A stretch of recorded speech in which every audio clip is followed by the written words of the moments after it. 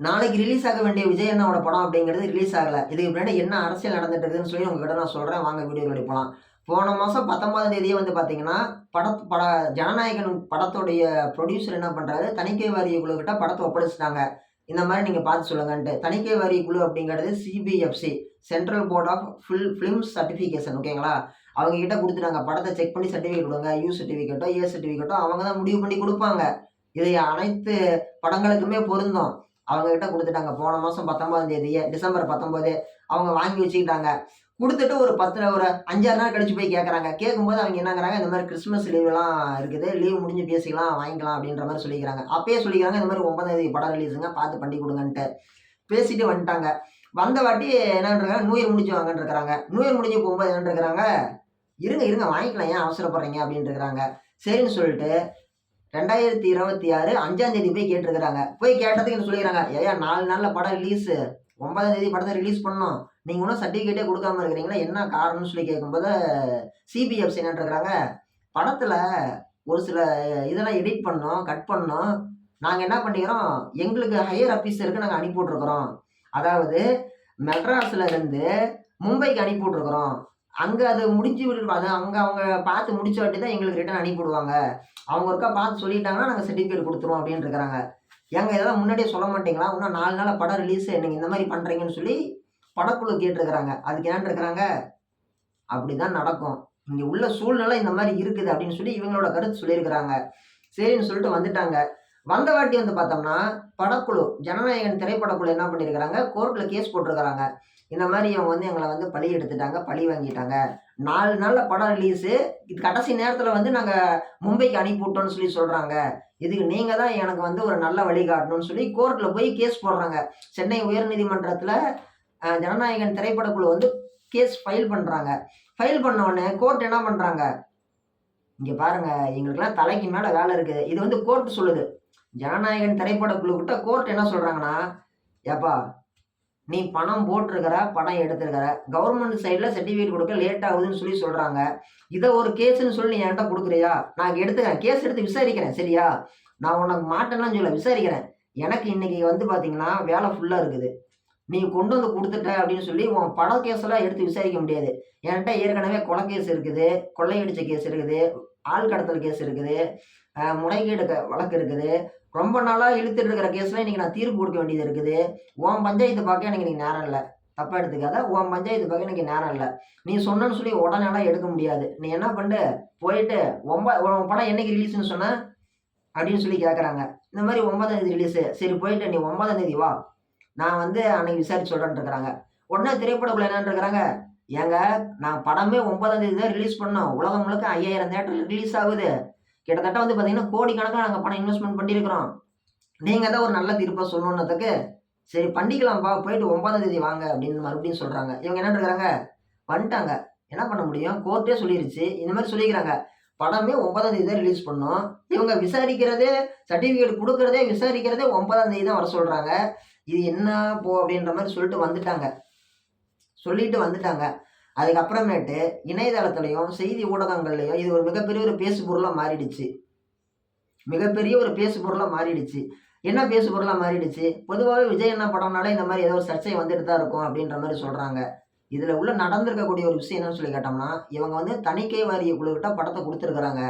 குடுத்த படத்த அவங்க வாங்கி வச்சுட்டு டிலே பண்ணியிருக்கிறாங்க. டிலே பண்ண உடனே இவங்க என்ன பண்ணியிருக்கிறாங்க, ஆல்ரெடி டேட் அனௌன்ஸ் பண்ணதுனால, இவங்க வந்து சொன்ன நேரத்துல நம்ம படம் ரிலீஸ் பண்ணி ஆகணுமே, மக்கள் மத்தியில பேரு டேமேஜ் ஆயிருமேன்னு சொல்லிட்டு திரைப்படக்குழு என்ன பண்றாங்க, போராடி பார்த்தாங்க. நடக்கல. உடனே கோர்ட்டுக்கு போய் பார்த்தாங்க. கோர்ட்டுக்கு போய் கோர்ட் என்னன்றுச்சு, போயிட்டு 2, 3 நாள் கழிச்சு 9ஆம் தேதி ரிட்டர்ன் வாங்க பேசிக்கலாம்னு சொல்லி அனுப்பி விட்டாங்க. இதுதான் வந்து பார்த்தீங்கன்னா, சட்டப்படி நடந்திருக்கக்கூடிய ஒரு விஷயம். இத வச்சு நெறைய பேர் நெறைய கருத்துக்கள் சொல்றாங்க. இந்த மாரி அரசியல் ரீதியா வந்து நடந்துருச்சு. இங்க வந்து பார்த்தீங்கன்னா, திரு விஜய் அண்ணா வந்து பார்த்தீங்கன்னா, சொந்தமா கட்சி ஆரம்பிச்சு நடத்திட்டு இருக்கிறாரு இல்லைங்களா? தமிழக வெற்றி கழகம். அந்த கட்சியின் சார்பா தமிழகத்தில இருக்கக்கூடிய ஒரு ஆளுங்கட்சி அரச, திமுக அரச வந்து அவர் விமர்சிக்கிறாரு. ஸோ, அதன் காரணமா இங்க வந்து அவருக்கு வந்து படம் ரிலீஸ் ஆவறதுக்கு உண்டான வாய்ப்புகள் அப்படிங்கிறது குறைவாயிருச்சு. இங்க இருக்கக்கூடிய திரைப்படக்குழு வந்து பார்த்தீங்கன்னா, அவங்களுடைய கண்ட்ரோல்ல இருக்குது. அதனால தான் வந்து பார்த்தீங்கன்னா, இந்த மாரி குடுக்காம விட்டுட்டாங்கன்னு சொல்லி ஒரு சில கருத்து சொல்றாங்க. சரி ஓகே. இங்கேருந்து மும்பைக்கு அனுப்பி விட்டாங்கல்ல, அங்கேயாச்சும் அவங்க குடுத்துருக்கணும்லன்னு சொல்லி கேட்கும் பொழுது, அங்கேயும் தான் வாய்ப்பில்ல. ஏன் வாய்ப்பில்ல? இவருக்கு எதிரான ஒரு நிலைப்பாடு அப்படிங்கிறது மத்திய அரசாங்கத்திலேயே இருக்குது. இவர் மத்திய அரசாங்கத்தையும் தானே குறை சொல்லிட்டு இருந்தாரு. ஸோ அவங்களும் அங்க டிலே பண்றாங்க. பணம் குடுத்துருவாங்க. குடுக்காமலாம் போமாட்டாங்க. அத வச்சுட்டு அவங்க என்ன பண்றாங்க, ஆனா இவருக்கு கெட்ட பேர் பண்ணணுங்கிறதுக்கோசரம் பண்றாங்க அப்படின்னு சொல்லி பெரும்பான்மையான நபர்களால ஒரு குற்றச்சாட்டு அப்படிங்கிறது முன்வைக்கப்படுகிறது. இதுல வந்து பாத்தீங்கன்னா, பணம் கேட்டிருக்கிறாங்க. சர்டிஃபிகேட் குடுக்க சொல்லி. அவங்கள ஏதோ ஒரு சூழ்நிலையின் காரணமா, அ எத்தன நாளு? 19ஆம் தேதியே குடுத்துருக்காங்க. இன்னைக்கு தேதி 10 தேதி ஆகப்போது. கிட்டத்தட்ட வந்து 8ஆம் தேதி ஆகுது. இந்தாண்ட 8 நாள், அந்தாண்ட ஒரு 14 நாளு. 19 நாளா அவங்களால வந்து ஒரு சர்டிஃபிகேட் அந்த உட்காந்து அந்த படத்த பார்த்துட்டு ஒரு சர்டிஃபிகேட் எழுதி குடுக்குறதுக்கு இவங்களுக்கு வாய்ப்பு இல்லையாட்ருக்கு. படம் மிஞ்சி போனா ஒரு 3 மணி நேரம் இருக்கும். இருக்கிற அதிகாரிங்கலாம் உட்காந்து அந்த படத்த இப்படி உட்காந்து பார்த்துட்டு, இதுல என்ன குறைபாடு இருக்குது? இதுல என்ன திருத்தம் பண்ணணும்? இதுல ஏதோ வயலன்ஸ் இருக்குதா?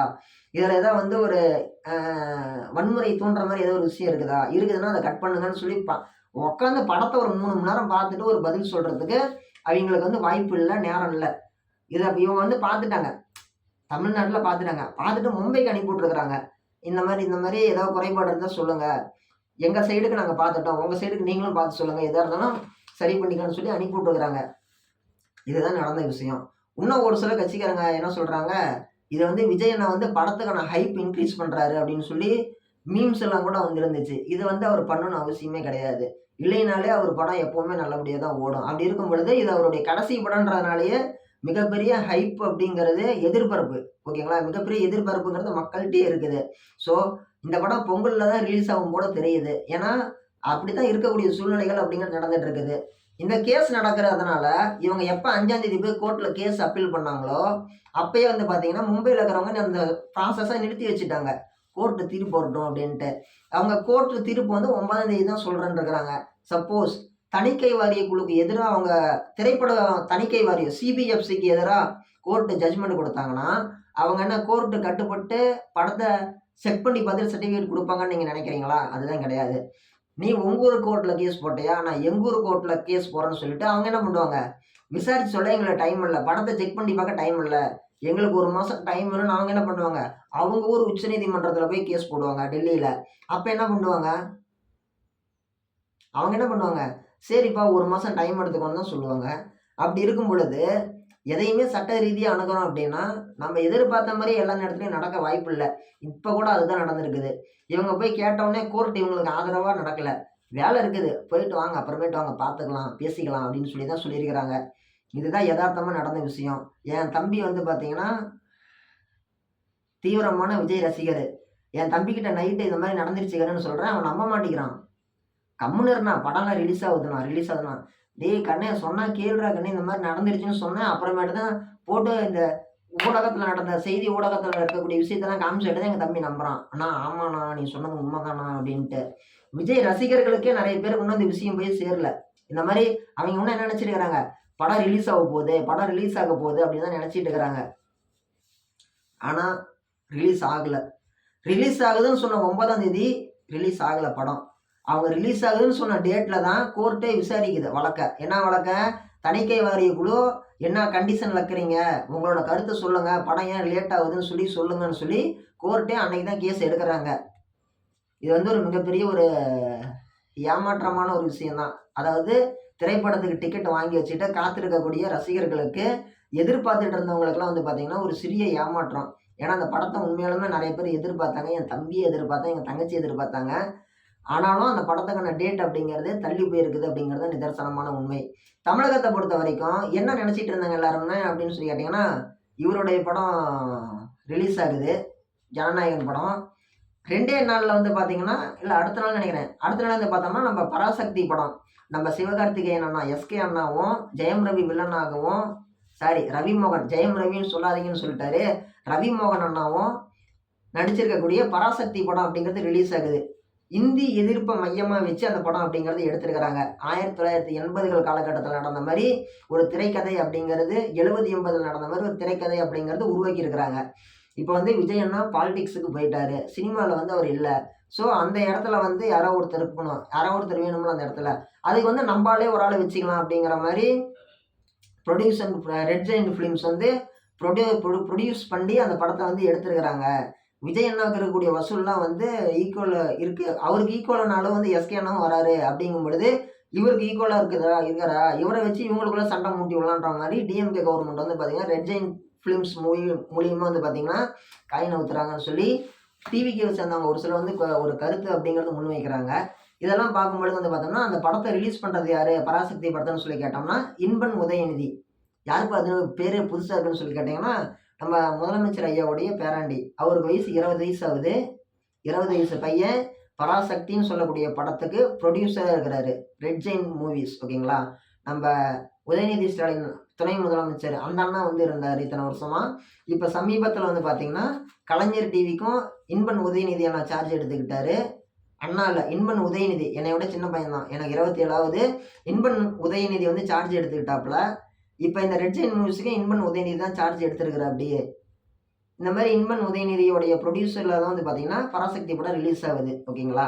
முழுக்க இது வந்து ஒரு அரசியல்னு சொல்லி நெறைய பேர் கருத்து தெரிவிக்கிறாங்க.